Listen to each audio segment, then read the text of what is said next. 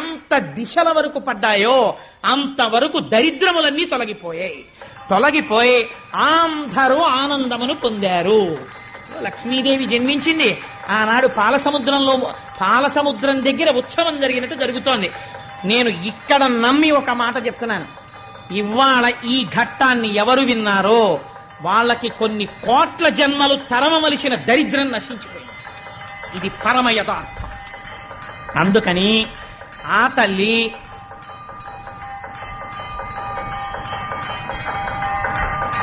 ఒక్కసారి మీ అందరూ కూడా మానసికంగా అదిగో అక్కడ నీరాజనాన్ని తీసుకోండి, ఒక్కసారి అది కళ్ళకద్దుకుని నమస్కారం చేసుకోండి. స్వామి త్రిమూర్త్యాత్మకమై దత్తాత్రేయుడై ఉన్నాడు. చక్కటి జేగంటలు మోగే ఈ దేవాలయంలోను అటువంటి పరమ పవిత్రమైనటువంటి లక్ష్మీదేవి యొక్క ఆవిర్భావము జరిగింది. ఇంకా దేవేంద్రుడికి